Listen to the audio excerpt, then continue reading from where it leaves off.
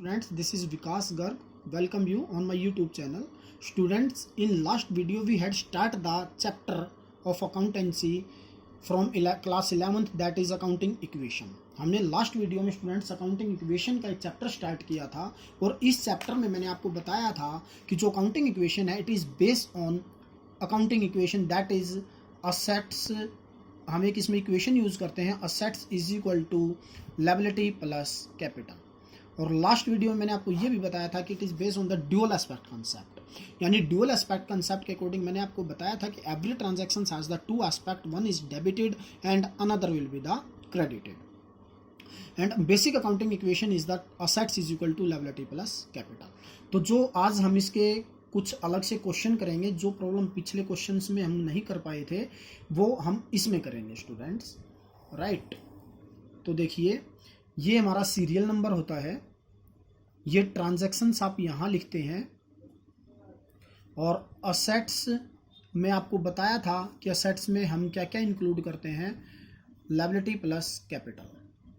Assets में मैंने आपको बताया था कैश इन हैंड है, स्टॉक है, डेटर्स हैं, फर्नीचर हैं, प्रीपेड एक्सपेंसेस है, वो हम सब इसमें इंक्लूड करते हैं। लायबिलिटीज़ वो होती हैं जो फर्म को बाहर आउटसाइडर की पेमेंट करनी होती है। इस चैप्टर में हम इसमें क्रेडिटर्स और आउटस्टैंडिंग एक्सपेंसेस लेते हैं। और capital is that amount which are invested by the proprietor while start the business, right students. तो देखिए आज हम क्वेश्चन नंबर सेकंड का बी जो पेज नंबर 6.25 पे है, आज हम वो क्वेश्चन करेंगे, राइट स्टूडेंट्स। देखिए तो इसमें क्या कहता है, स्टार्टेड बिजनेस विद कैश ₹1,20,000।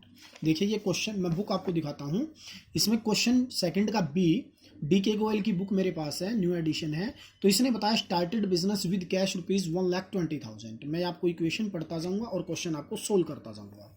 तो देखिए यहाँ पे आप ट्रांजैक्शन में आप एज इट इज लिख देंगे स्टार्टेड बिजनेस विद कैश, आप पूरा लिखेंगे students, started business with cash ₹1,20,000। देखिए मैंने आपको बताया था जो पैसा लगाकर बिजनेस स्टार्ट किया जाता है हम उसको कैपिटल बोलते हैं। तो फॉर्म में जो है वो कैश आया, कैपिटल के रूप में आया, तो ये हमारे पास ₹1,20,000 कैश आ गया, that is 0 plus 1,20,000। Next students, purchase a typewriter for cash 8,000 for office use, यानी कि जो टाइपराइटर है, परचेज टाइपराइटर वो कैश में परचेज किया है। टाइपराइटर को आप टाइपराइटर भी लिख सकते हैं और ऑफिस इक्विपमेंट भी लिख सकते हैं। टाइपराइटर यानी कि वो क्या किया, 8,000 का कैश परचेज किया है ऑफिस यूज के लिए। तो हमारे पास से क्या हुआ स्टूडेंट्स, ₹8,000 कैश चला गया और हमारे पास ₹8,000 का फॉर्म में टाइपराइटर आ गया।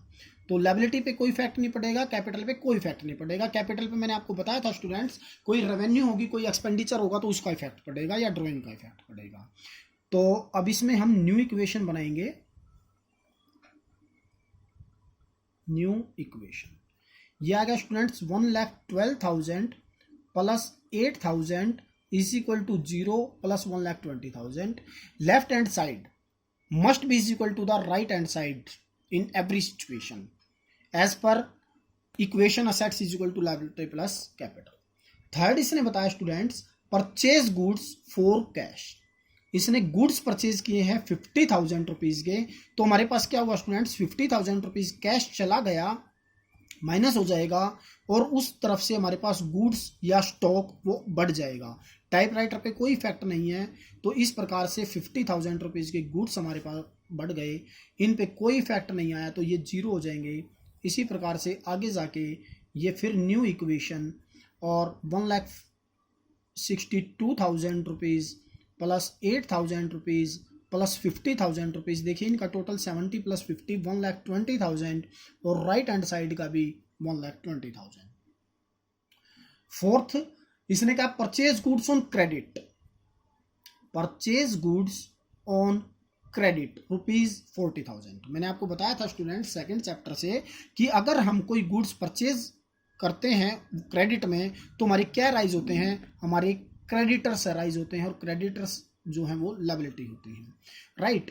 तो वो हमने 40,000 के परचेज किए, तो कैश ना आया ना गया, टाइपराइटर पे कोई इफेक्ट नहीं, गुड्स मेरे पास ₹40,000 का आया है, तो तो इसलिए गुड्स इंक्रीज हो गया, क्रेडिटर में मेरे 40,000 के इंक्रीज हो गए और कैपिटल पे कोई इफेक्ट नहीं आया। तो ये भी स्टूडेंट्स हमारी new equation 62,000 rupees plus 8,000 70,000 plus 90,000 1,60,000 और अब इसका टोटल 40,000 प्लस 1,20,000, इसका भी 1,60,000।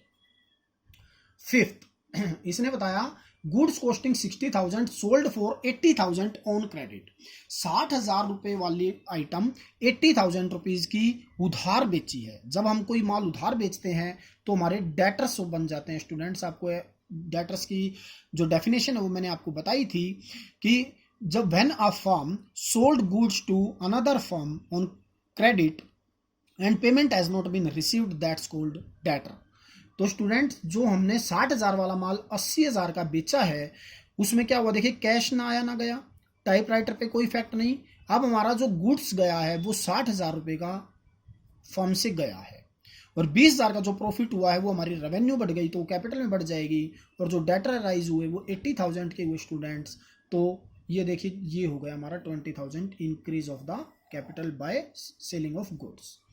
तो ये आ गई students new equation 62,000 plus 8,000 70 plus ये 30 बच गए 1 लाख और ये 80,000 तो 1,80,000। देखिए 40,000 ये हो गए आपके प्लस 1,40,000 यहाँ भी आपकी देखिए लेफ्ट हैंड साइड जो राइट हैंड साइड के इक्वल है। सिक्स्थ ट्रांजैक्शन बोलता है पेड रेंट 1,500 एंड सैलरी 2,000।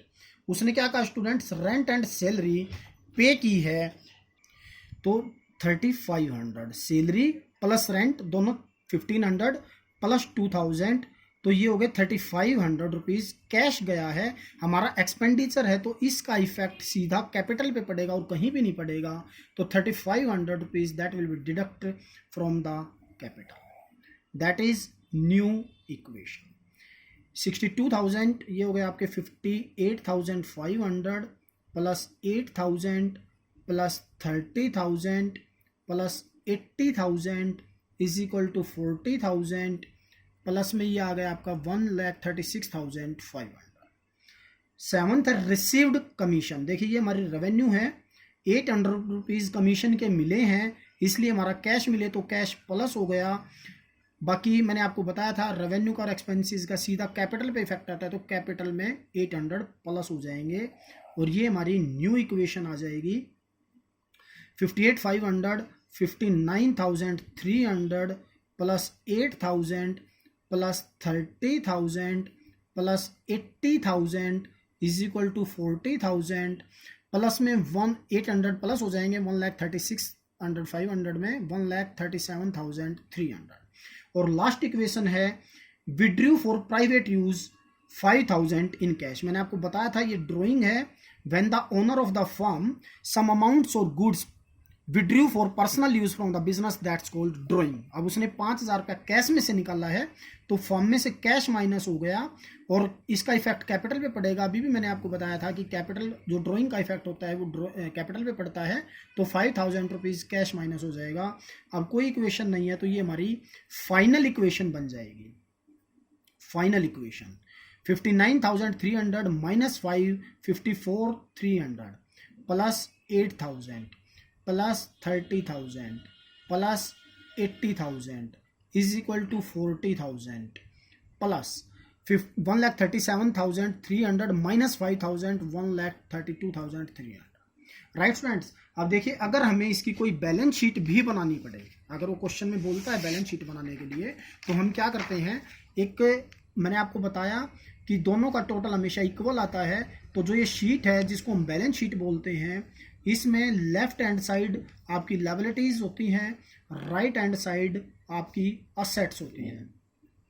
तो असेट्स में हमारी क्या क्या आइटमें आई, असेट्स में हमारा देखिए कैश आया, टाइप राइटर या ऑफिस इक्विपमेंट आप लिख सकते हैं ये आया, एक हमारा गुड्स या स्टॉक आया और एक हमारे डेटर्स आए। राइट, लायबिलिटीज में लायबिलिटी साइड में हमारी दो चीज़ें आई, एक तो क्रेडिटर्स आई और एक कैपिटल आया। तो जो इनके फाइनल बैलेंसेस हैं वो हमने लेने हैं। कैश में आया था 54,300 रुपीज़। देखिए जो कैश आया वो आया 54,300। तो हमने एज इट इज़ लिख दिया। इसके बाद 8,000 टाइपराइटर था, ये लिख दिया। 30,000 रुपीज़ गुड्स का या स्टॉक का था, वो लिख दिया। अब इसके बाद 80,000 डेटर्स थे, वो लिख दिया।